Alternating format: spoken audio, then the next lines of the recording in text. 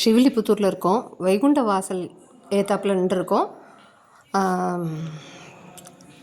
கோலம் போட்டு அழகாக இந்த நேரத்துக்கு நமக்கு வீடியோ அனுப்பிச்சவாள் மேகா மேடமுக்கு ரொம்ப தேங்க்யூ சொல்லணும். டாக்டர் மேகாவுக்கு தேங்க்யூ சொல்லணும். ரொம்ப அழகாக கோலம் போட்டிருக்கா. கலரு காம்பினேஷன் எல்லாம் சூப்பர்.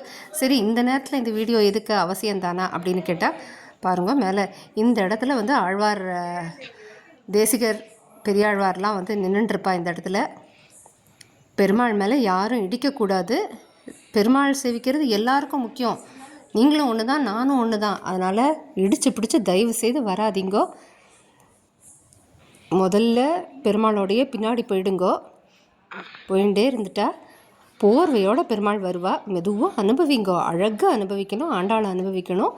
அந்த இடத்துல நின்று மெதுவாக போர்வையை படிகளைஞ்சு வேத விண்ணப்பமெல்லாம் ஆகி தீர்த்தம் ஆகும். தீர்த்தம் சடாரியை வாங்கிண்டு முதல்ல ஸ்தல பெருமாளான வடபத்ரசாயி வெளியில் ஏழுவர்.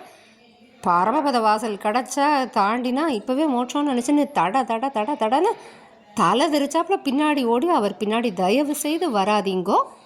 கொஞ்சம் பொறுமையாக இருங்கோ. இத்தனை பொறுமையாக இருந்தவா அந்த கூட ஒரு 5 நிமிஷம் பொறுமையாக இருந்ததில் எந்த தலையும் போயிடாது. தொட்டு சேவிக்காதீங்கோ. இட் இஸ் அ கம்பல்ஷன்னு வச்சுக்கோங்க. நமக்கு நாமே கட்டுப்பாடு விதிச்சுண்டா தான் நன்னா இருக்கும். அடுத்தவா வந்து நமக்கு கட்டுப்படுத்தணுன்னா முடியாத காரியம். நீங்கள் ஒரு 10 பேருக்கு தொட்டு சேவிக்காத அப்படின்னு சொல்லுங்க. பல்லக்க தொட்டு கும்பிடாத, சரியா? அதை ஏழட்டும். பின்னாடி அவரை சகடையில் ஏழை பண்ணிவிட்டு ஏழை பண்ணுறவாள்லாம் வந்து ஆண்டாளை ஏழை பண்ணுவாள். அதுக்கப்புறம் கதவை திறந்து பின்னாடி போகலாம். தடபுடன் பரமபத வாசலை தாண்டி விட்டால் யாருக்கும் உடனே மோட்சம் கிடச்சிட போகிறதில்ல. அங்கே நம்மளால் அடுத்த வாழ்க்கை இம்ச வேண்டாம். தயவு செய்து பொறுமையாக வாங்கோ. பரமபத வாசலை விட்டு வெளியில் வந்தோடனே பல்லக்கில் ஏழி கந்தாட வீதி கோபுர வீதி ஏழி உள்ளே வருவார். கோபுரத்து வழியாக உள்ளே வருவார். எல்லா பெருமாளுக்கும் நின்று அங்கே இடத்துல தீர்த்தஞ்சடாரி ஆகும். ஒருத்தர் மேலே ஒருத்தர் விழுந்தால் தீர்த்தஞ்சடாரி யாருக்கும் சாதிக்காமல் போயிடுவா. அவளும் ரொம்ப 2 மணி 1 மணிலேருந்து பொறுமையாக இருந்துட்டுருக்கா. தயவு செய்து நிற்கிற இடத்துல பொறுமையாக நின்று தீர்த்தம் வாங்கிக்கணும்னு பிரார்த்திக்கிறோம். அதுக்கப்புறம் படியேற்றம் அரையர் சுவாமியோட படியேற்றம் ஆகும். அப்புறம் நின்று வந்து கூட்டமாக தான் இருக்கும். பொறுமையாக சேவிங்கோ. எங்கேயும் போயிட போகிறதில்ல. அடுத்த வாளுக்கும் கஷ்டம் இல்லாமல் நம்மளுக்கும் கஷ்டம் இல்லாமல் நிதானமாக அனுபவிக்கணும்னு பிரார்த்திக்கிறோம். வைகுண்ட ஏகாதசி பந்தல்லாம் ஜெகஜகன் இருக்குது.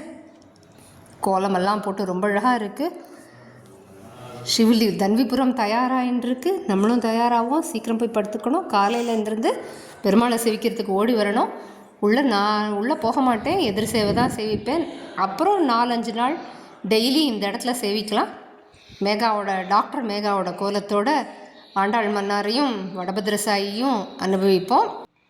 பாவம் நம்ம எல்லாரும் அனுபவிக்கணும்னு வீடியோ எடுத்து அனுப்பிச்சிருக்கா. மெதுவாக அனுபவிப்போம். கூடி இருந்து